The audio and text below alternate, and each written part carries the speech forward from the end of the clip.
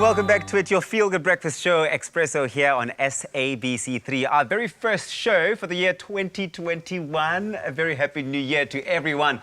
And we're chatting parenting today. And as we progress down the timeline of childhood from preschool to toddlers to adolescent, we now touch on making it through the last stretch of the school holidays. And experts in early childhood development, founders of PlaySense, Meg Forer and Lara Schoenfeld, join us in studio to share some fun yet stimulating activities for kids and parents to do before boredom strikes. Ladies. Good morning. Good morning. Happy New Year's to you. And I know for a lot of families right now, you know, it's like, okay, how else can we keep the kids entertained? Yeah. It's the holiday, it's been a big year the year before.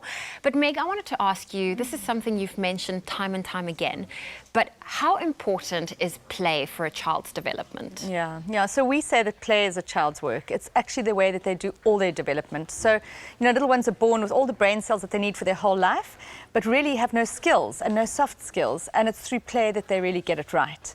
So everything from, you know, just lying on a mat as a baby, playing under a mobile, develops gross motor. Just talking to your baby and for them singing along to songs helps to develop language. Reading a book, the same thing. And then outdoor play develops their gross motor skills and their fine motor skills, their spatial reasoning. So you can see how all of those very important skill sets that they need for their whole life are developed through play. But in addition to all of the skills that they're having to develop in order to be able to succeed through life, they also have the soft skills. So things like being able to collaborate with another person, or to be able to be creative in the world, or to be able to regulate their very big emotions. All of that happens through play. So play is critically important, both from the perspective of developing skills, but also through the development of soft skills. It does sound like it all boils down to games and finding the right games to play with your children. What can children really specifically gain from playing the right types of games? And should they be more tactile? Should they be more mentally stimulating, or a combination of both? Yeah, that's a great question. So, I mean, we love this stage in toddlerdom is sensory games and motor games, and those are for the small muscles, fine motor and gross motor, just getting the core muscles stimulated. So, and I like your use of games, because that implies that there's a carer who's really in tune with the child, and I think that's actually the most important thing. The children will respond differently to different sensory inputs, different movements. Some love movement, they'll be jumping on these couches, and some would be hiding behind the couch. So they're different, and the games implies that there's a sensitive, in tune carer, parent, granny, nanny, teacher who's really in tune with them, who knows what they love, who knows how to stretch them. So yeah, we love art, sensory play, outdoor play, and especially imaginary play, actually, for developing what Meg has alluded to. I like that. And I mean, the toddler phase, it is such a beautiful phase, because it's such an important one as well. Now, I know there are a lot of parents watching right now thinking, okay, well, let's get practical. So what are some of the things you would recommend for parents to do with their toddlers just during this final stretch of the holidays? Yeah. So, I mean, there are lots of activities you can do. I mean, first of all, outdoor play is very important. Just get outdoors. We're so lucky in this gorgeous sunny weather that we're having. So get outdoors is very important. Obstacle courses are a wonderful way for children to develop gross motor skills as well as spatial reasoning. So set up an obstacle course with the cushions from the lounge or with the outdoor furniture. Get out to the beach. You know, these are all things that you can do very safely in the context of COVID, because they're outdoors. Play dates are also important. You know, children learn an enormous amount from playing with another child, and so play dates are important.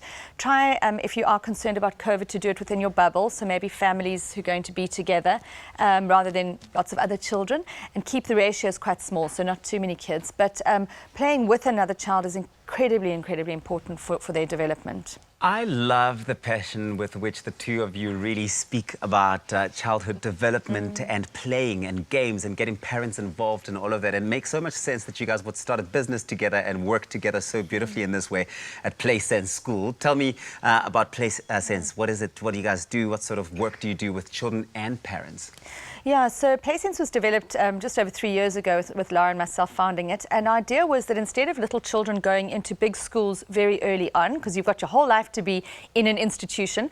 Rather keep your little ones at home and create a little, what we call micro school in your home environment with like-minded parents. And that's really how it started. The funny thing is that with COVID, that's now become a worldwide trend. So these are called micro schools. They happen in homes. And there are a couple of benefits. Number one, there's the emotional benefit of a child being in a home environment. Our little ones feel like they're going to play date. They don't feel like they're going to school, and that's the way it should be when you're little. But the other thing is that, you know, when you're putting on a really big school, a lot of money goes into the infrastructure and the running of the school. And so what ends up happening is the teacher gets underpaid. And so one of the biggest things that was close to our hearts is that we wanted to empower teachers to run small schools either in their own homes or in a host home, one of the children's homes. And in that way, they actually earn more money because the money's not going to the infrastructure. So that's how PlaySense all developed, and we now have, going to be opening the year in a week's time because all our schools are going back mid-Jan, and then we're going to be opening up with around 40 schools across the whole of South Africa. Beautiful. And they're very small. There's just 6 little kiddies with 1 teacher, and then we use a very, very special curriculum. It's a curriculum that Lara developed. It focuses, what makes it totally unique is it focuses on imaginary play, and so we have other aspects of play like the sensory and the motor, but the imaginary play is very important. Unconscious learning or play, right? Absolutely. I love the story. Beautiful. And I know this is the second time you've touched on imaginary play and how important it is. Laura, what has the research shown you, and how can it prepare a child going into school? Yeah, so when I set about to write this curriculum, I thought, what is the one skill, if we could give it to every child, that would not just give them success for school, we think of school readiness a lot, but actually life success. And it turns out that it's self-regulation, and that has many levels. It's emotional, behavioral, and cognitive. Being able to sit in class and keep still and listen is part of regulation, but so is emotions and making friends. And so then the next question is obviously, well, how do you develop that? And it actually is, in this age group, 2 to 5 year olds, actually is through imaginary play. Because when I have to, you know, if I'm the doctor and you're my patient, we actually have to take on these roles and regulate our impulses. And you'll know toddlers are full of impulses. And we have to take turns. We have to stay in that play frame. And we have to use language to help each other take on the roles and the scripts. You know, there's certain things a doctor says or does. And that is magical for children. It helps them collaborate. It helps them develop this emotional regulation. Because now I actually want to be the doctor, and we have to swap roles. Yeah, So important, that ability to get the children to collaborate with their parents or their carers and those who take care and, I suppose, walk them through this process is also exciting. Ladies, thank you very much for joining us.